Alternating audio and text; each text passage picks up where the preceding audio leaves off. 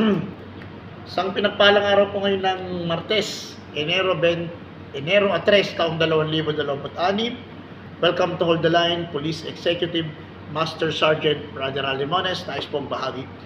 Napakaganda po ng gospel ngayong araw na to. At ito po ay tatitle natin ng The Jairus Moment o yung oras ni Jairo. Sa gospel, kapatid, na hinango natin kay San Marcos Kabanata 5, talata 21 hanggang 43, may pamagat itong binuhay ang anak ni Jairo at pinagaling ang isang babae. Ito po yung title ng ano. Pero bibigyan ko muna kayo ng isang dalawang word dito sa gospel na maganda natin pagbulayan. Sabi dito, agaw buhay po ang aking anak. Ito ba na, sabi niya dito, siya'y nagpatira pa sa kanyang paanan at ang samo, agaw buhay po ang anak kong dalagita. Kung maaari sumama kayo sa akin at ipatong ninyo sa kanya ang inyong kamay upang siya'y gumaling at mabuhay. Sa bandang dulo, sabi rito ulit, huwag kang mabagabag, manalig ka. Yan ang magandang i-combine natin itong mga pangako ng ating Panginoon. Atras tayo. Doon sa gospel, may isang tagapamahala ng sinagoga. Ang pangalan niya, Jairo. Dalawa ang bida sa gospel, isang babaeng dinudugo ng 12 taon, at ang pangalawa naman, pangalan niya, Jairo. Isang tagapamahala ng sinagoga. Ibig sabihin nito, kung tagapamahala ka ng sinagoga, mayroon kang katungkulan. At nung unang panahon, ang sinagoga ang isa sa pinakamakapangyarihan na pwesto, isa sa pinakamakapangyarihan na lugar. Dahil siya na yung court, siya na yung legislative, siya pa din yung executive. Kumbaga, kompleto na dito. Isa ahang dikta lang. Pag nagsabi ang church, lahat yun. Ibig sabihin, this time kapatid, may isang Jairo. Anong ginawa na ito ni Jairo? Nagpatira pa sa ating Panginoon. Lumapit, nagpatira pa. First word na magandang natin pagbulayan, magpatira pa tayo sa ating Panginoon. Kung meron tayong nihiling, lumapit, lumuhod, isurrender natin lahat sa Kanya. Baka kasi, kaya hindi tayo pinagpapala, kaya hindi natin nakakamtan yung mga biyaya, ayaw natin lumapit, ayaw natin magpatira pa sa ating Panginoon. This time kapatid, susibo.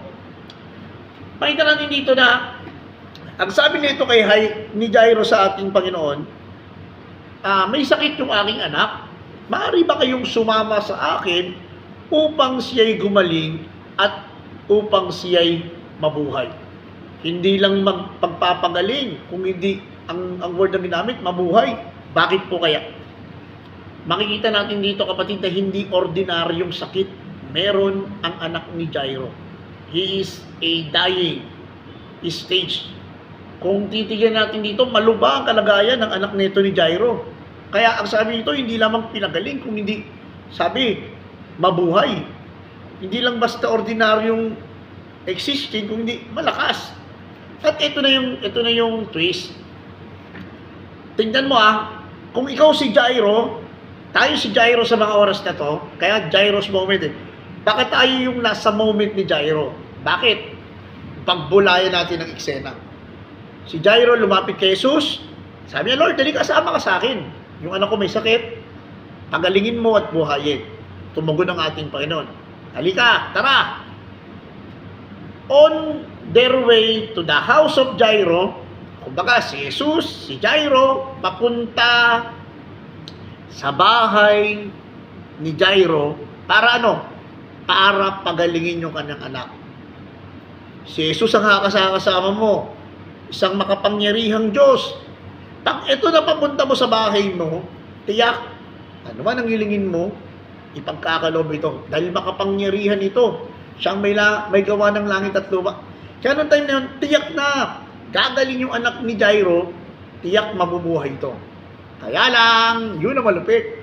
Kaya lang, on their way to the Jairo's house, nagkagulo. Dumami yung crowd, sinalpok. Di ba ganito naman tayo? Lord, ano na papunta ka na, di ba? Kaya lang, ano naman itong mga obstacle na to? Ano naman itong mga humaharang na to? Ano ba itong mga tao na to? At ang malupit pa nito, papunta na sana sila, may biglang sumingit. Hindi natin gagamitin yung salitang epal. Hindi magandang word yun. Pero, sorry for the word na natin. Yun po yung nagamit natin dati, at pasensya na po. May sumingit. Ang description nitong babae na to, ang description ng sumingit to, isang babae na dinudugo ng 12 taon na naubos na ang kanyang yaman sa pagpapagamot. Describe natin babae, dinudugo, almost 12 years na, tapos naubos na yung kanyang kayamanan. It means, itong babae na to merong saying to dati. Kasi dapat hindi na sinabi na naubos yung kanyang kayamanan. Pero anong ginawa na itong babae na to? Naubos na lahat, wala na siyang pupuntahan. 12 years ka nang dinudugo, ibig sabihin, nung time na yon, baka mabaho na to, malansa. Kasi dinudugo di ba? Alam naman natin ang dugo, malansa. Pangalawa, sa ruling ng mga Hudyo, hindi pwedeng lumapit o hindi pwedeng makihalubilo ang isang babae sa isang lalaki. Pero nung time na yon, itong babae na to is a boundary breaker. Wala akong pakialam. Ano man ang sabihin nila, dagli-dagli siyang gumapang. At dagli-dagli niyang hinipo ang laylayan ng damit ng ating Panginoon. At ang sabi pa, di ba? Mahipo ko lamang ang laylayan ng damit, ako'y gagaling. At di nga naman siya nagkamali. Nung ginawa kanya, yung laylayan ni Jesus, may kapangyarihang lumabas. At siya'y gumaling. Second point, abutin mong laylayan ni Jesus. Ika'y gagaling, ika'y pagpapalain, ika'y bibiyaan. Magsumikap ka na abutin ang laylayan ni Jesus. Laylayan pa lang yan. Paano pa kaya ang puso niyang maabot mo? Ibig sabihin, kapatid, ganun kadali.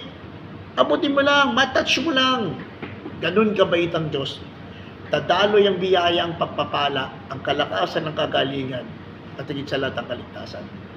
Nung gumaling tong babae, sabi niya, may kapangyarihan lumabas sa akin. Di ba? Sabi pa nga ditong ginamit, natakot itong babae at nagpatira pa at ipinagtapat ang buong katotohanan. Sinabi sa kanya ni Jesus, anak, pinagaling ka na sa iyong pananalig. May pananalig ang babae, hindi lang dahil inabot niyang laylayan. Dala-dala niya yung faith na alam niya na pag nahipo niya si Jesus, gagaling siya. Kapatid, manalig ka, manampalataya ka. Walang imposible sa kapangyarihan ng Diyos. Lahat ay posible at lahat ay nasa ilalim ng kanyang kapangyarihan. Ano man ang pinagdadaanan mo, ano mang sakit ng misis mo, keep the faith. God is a healing God. Pagagalingin ka niya. Balik tayo ngayon doon sa unang bida. Parehas bida to yung babaeng dinudugo, pinagpala ni Jesus yan. Eto na ngayon. Nung gumaling itong babae, ang sumunod na eksena, may lumapit kay Jairo. Ang sabi nung tao, patay na ang iyong anak, huwag mo nang istorbohin ang Panginoon. Bakit sobrang sakit para kay Jairo nung time na yon? Nasaktan na siya dahil patay na yung anak niya, masakit yun. Pero ang pinakamasakit sa kanya, dapat aabutin. Dapat mapapagaling. Dapat nung time na yon, kung dala-dala niya si Jesus, walang humarang, wala yung babae na dinudugo, baka si Jesus naandoon na sa bahay nila at pinagagaling na ang kanyang anak. This is isa ito sa mga importanteng eksena. Ito yung sinasabi ng the Jairus moment. Hindi ba ganito rin tayo? Na, Lord, eto na gagraduate na ako ng college. Lord, nagbabago na yung anak ko. Lord, makakaahon na ako sa negosyo. Lord, makakapag-abroad na ako. Bakit eto na naman?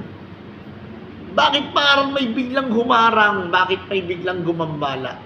Bakit hindi natuloy? Yun ang eksena ni Jairo. Kaya yung kay Jairo na yun, yung moment niya, masakit. Mahirap tanggapin. Pero nanatili si Jairo dun sa kanyang pananaw. Nanatili si Jairo sa kanyang pananampalataya. Alam niya na si Jesus na kanyang sinampalatayanan, hindi siya iiwan, hindi siya pababayaan. Kapatid ko sa pananampalataya, we are now on Jairo's moment. Lord, eto na naman si kuryente, eto na naman si tubig, eto na naman yung sakit. Alam ko, Lord, pag-aagalingin mo na ako. Alam ko, Lord, pagpapalain mo na ako. Alam ko, Lord, okay na yung negosyo.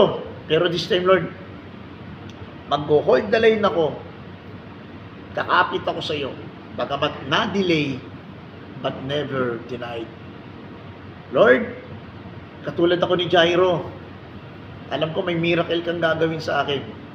Pero alam ko, kahit hindi mo ako inuuna, ibibigay mo naman sa akin yung pinakamalaking miracle, yung pinakakaiba, yung natatangi at hindi lamang ordinaryong himala, kung hindi kamangha-mangha, kagilal-gilalas at kapuri-puri sa iyo, Panginoon.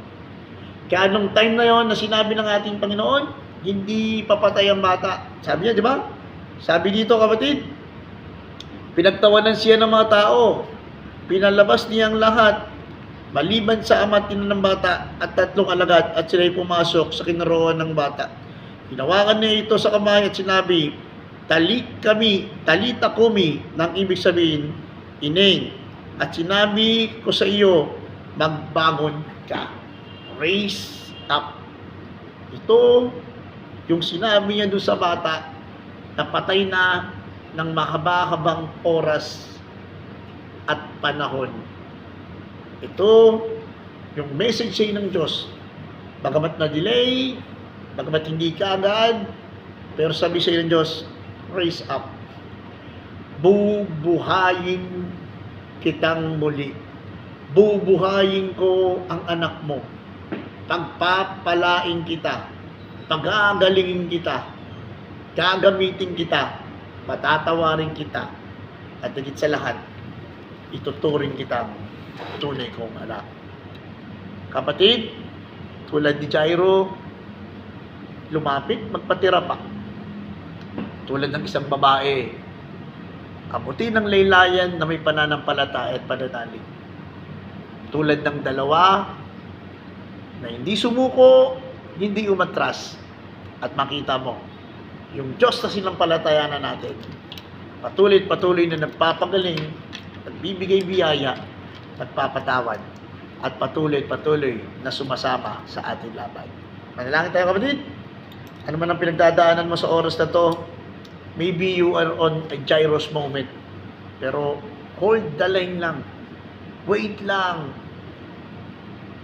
It may be delayed, but never denied. Father, Son, the Holy Spirit. Amen. Lord, tunay nga na katulad kami ni Jairo. Madidelay ang biyaya, madidelay ang pagpapala. Maaring nakita namin, pinagpapala mo yung iba, pinagagaling mo yung iba, pero magpo-focus kami sa iyo. Dapat ka sa iyong mga pangako. Wala kang lingkod na iniwan ipinabayaan, sasamahan mo kami. Magpapagaling ka, magbibiyaya ka, magpapatawad ka. At this moment, Lord, tinataas ko po sa iyo ang aking kapatid, mga kapatid ko na nasa banig ng karamdaman. Pagpalain sila, Panginoon, pagalingin sila, ipuin sila. Ano man po yung kanilang babayaran, utang man, pananagutan, Panginoon, ipagkaloob po sa kanila. At ano man po, Panginoon, ang mga nagawa namin pagkukulang, pagkakasala, patawarin mo po kami. Muli mo kaming ibalik sa iyong ubasan. Gamitin mo kami. At sinusuko na po namin ang lahat ng ito na may pagpupuri at salamat sa matamis na pangalan ni Jesus, aming Panginoon. Amen and amen. The Father, Son, the Holy Spirit. Amen. Muli pa rin po. Bago po tayo magtapos, shoutout lang natin yung mga tropa natin. Dyan sa YSDD. Mga kasamahan natin dyan sa, at yung na-meet natin kanina, si Frankie. Yan. Frankie, yung pangapilit ni Brother Frankie. Isang katekista natin, Kasama po yung kanyang misis, nawa Ase Ben As. Pasensya na ano, ihanapin natin yung ano niya kaganina. Hanapin natin yung kanyang FB. At nag-iimbita rin po ang Pinag-Isang Puso sa darating po na Pebrero 28, taong 2026, ika-40 anibersaryo ng Pinag-Isang Puso Catholic Charismatic Ministry Incorporated. Okay? Mula pa rin po dito sa mga City Police Station. Patuloy po na nagsabi ng papaalala, just hold the line, hawakan po natin lagi ang salita ng Diyos. Bye-bye, love you all.